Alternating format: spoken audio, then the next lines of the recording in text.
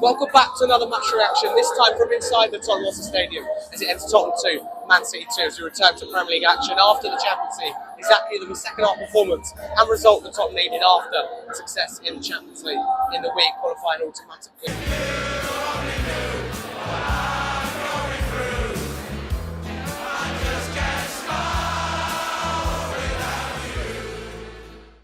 I'm very happy. Of course, that first half was frustrating. I would say it's a spineless first half. We find ourselves 2-0 behind. Not very good. Formation for me and system, the tactics clearly aren't working. But as we move to a back four with Romero coming off injured, of course, reportedly injured. So hopefully, firstly, most importantly, our captain is okay. But the change of formation really helped us. I think he was really positive, and clearly the halftime team talk was really positive.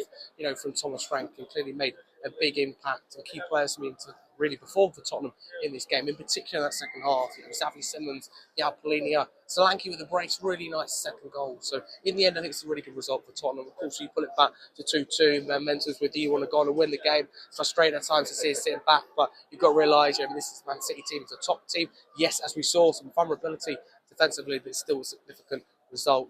When Man City are 2-0 up in a game, usually they're home dry, usually done. Very rarely do they throw away a bottle, if you like, a 2-0 leads. This is a big result for Tottenham. Of course, we need wins in the situation we're in. In games like this, you've got to recognise, especially being 2-0 down. After the first half we recovered really well. And some of the performances and results have been a lot better recently. Dortmund, Frankfurt, and now this. First half, I think it's not good enough. And I think first half is, as much as I'm positive now, first half is evidence that Enoch have failed this club board, and they both need to be held accountable. At the time of recording, we've got about 24 hours until the transfer window shuts. And I think we need more, no doubt about it. And I think mainly because of injuries, yes, but also the lack of resources is down to the lack of depth and quality in the squad.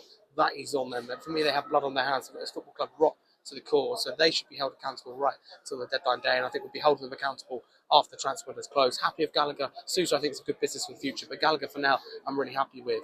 But no winger coming in when we let a winger go. And Brendan Johnson, exactly same situation in the summer. So I'm really happy because the second half we showed a lot better, but we can't be repeating that first half. Because if this game happens again, we might not get as lucky, we might not get back into the game. And with our next 3 games, incredibly tough after this, they don't get any easier.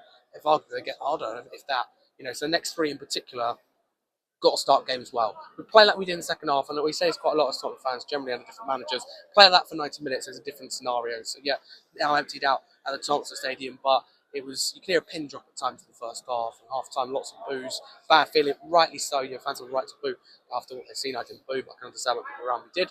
Then, full time, a lot happier, claps of applause at the end. The players been applauded off. So full credit to Frank and what he obviously said at half time. Full credit to Frank. We changed also for the players who showed real fight and really took the game to Man City. And you've got to remember, 12 players out for this game, and some of the players we had out. To add to it, this week, so many more players. Van de Ven, Porro, we've added to our injury list recently. So really happy. But take away from this is that we need more depth. Ultimately, like Solanke comes off, he's running to the ground, scored 2 goals, works really hard. Not long come back from injury, then look, boom, nobody really to bring on for him. We're playing Tell, who he was saying was a striker, but I see more as a forward player, more on that left-hand side, where he's best. So again, at times it feels very much like square pegs and round holes. That's how it felt to set up. And really, just saying this to end, if you're playing Polinia as centre-back, Archie Gray at right-back, Xavi Simons at left wing, that is square pegs and round holes. And I don't put that on the manager, I put it on Enoch and the board. We need to do a lot more. Of course, that first half, we cannot repeat. Really happy though, you've got, when you play like that in the first half, the only way is up. That's the feeling you get. And we got better, we really improved, and I think we definitely deserved that draw in the end after the second half. And City, Donnarumma on, real struggling second half, really to cope. We had them on ropes there. So, full credit, really happy. And, like I said there, standout individuals, Xavi, Alinia and Solanke. Let me know your man of the match in the comments below. But up the Spurs.